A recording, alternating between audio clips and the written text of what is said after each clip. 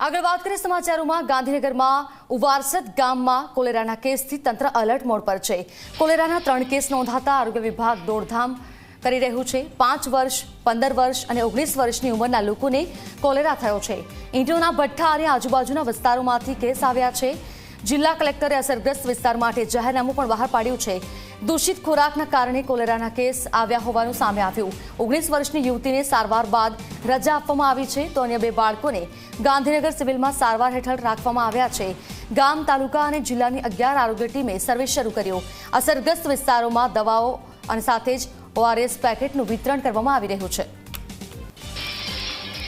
એના ફાધરને એ લોકોને 108માં રેફર કરી અને જીએમઆરએસ મેડિકલ કોલેજ ખાતે લઈ ગયા અને તેનો કોલેરા સસ્પેક્ટ તરીકે ટેસ્ટ કર્યો તો કોલેરા ઓર્ગેનિઝમ થોડા મળ્યા છે। એટલે એક કેસ થોડો કોલેરાનો કહેવાય એટલે આપણે કોલેરાના તરત આઉટબ્રેક તરીકે લેતા હોઈએ છીએ અને ખાસ એક્ટિવિટીમાં આપણે એ કર્યું કે તરત જ કન્ફર્મ કર્યું એડ્રેસ અને કેસ અને ત્યારબાદ જે ડબલ એ ઈંટવાળો ખરો એ મેઇન અફેક્ટેડ સાઇટ તરીકે નક્કી કરીને એ ઈંટવાડામાં સર્વેલન્સ આપણી આરોગ્ય ટીમ દ્વારા કરવામાં આવ્યું અને આજુબાજુના 2 કિલોમીટરનો વિસ્તાર આપણે જાહેરનામું બહાર પાડી અને કોલેરાગ્રસ્ત તરીકે કલેક્ટર સાહેબની સહીથી જાહેર કરાવડાયું છે।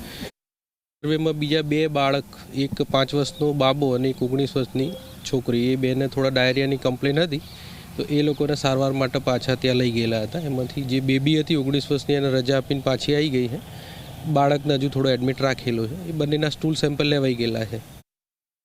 જે લોકલ આ લોકો માટે પીવાના પાણી માટે તો અહીંયાના બોરનું જ પાણી એ લોકો યુઝ કરે છે અને સીધું જ બોરથી ટેન્કર મારફતે આવે છે અને ટેન્કર બી ઓકે છે। તે આજુબાજુમાં એટલે વોટર કોન્ટામિનેશનની શક્યતા ઓછી લાગે છે પણ આ લોકોના જે શુક્રવારી બજાર ઉવારસદ ગામમાં ભરાતું હોય છે જે અઠવાડિયે એ લોકોના ખર્ચા માટે અથવા તો રાશન પાણી માટે જતા હોય તો એ વખતે આ 3 બાળકોમાં ખોરાક બહારનો ખાધાની હિસ્ટ્રી મળે છે અને લગભગ પાણીપુરીનું જ વાત કરે છે। પણ વાત એવી છે કે ત્યાં આજુબાજુમાંથી ઘણા બધા વેન્ડર્સ આવતા હોય છે એટલે જે તે કેસના અને એના પેરેન્ટ્સને અમે વાત કરી અને કયા વેન્ડર જોડેથી ફૂડ કન્ઝ્યુમ કરે એ થોડું પ્રયત્ન કરીએ છીએ એટલે મોસ્ટ પ્રોબેબલી કોન્ટામિનેટેડ ફૂડની શક્યતા લાગે છે પણ અત્યારે અંડર ઇન્વેસ્ટિગેશન કહી શકાય।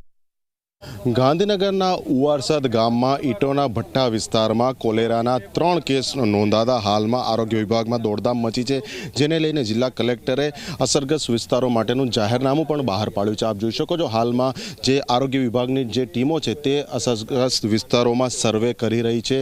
જે શ્રમિકો અહીંયા પોતાના પરિવાર સાથે રહી રહ્યા છે તેમની પૂછપરછ કરી અને વધુ કોઈ લોકોને કોઈ મુશ્કેલી છે કે કેમ તેની તપાસ કરી રહ્યા છે। મહત્વનું કારણ એ છે કે આ જે 3 કેસ નોંધાયા છે તે દૂષિત ખોરાક ખાવાના કારણે નોંધાયા છે।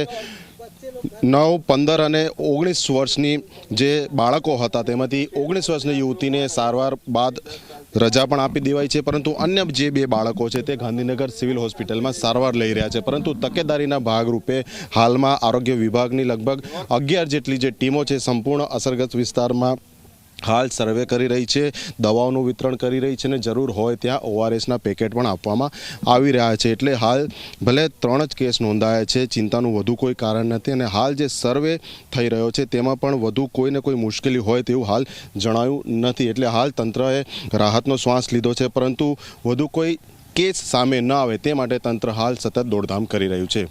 ઉવારસદથી કેમેરા પર્સન મુકેશ ચૌહાણ સાથે અર્પણ કાયદાવાલા, ઝી મીડિયા।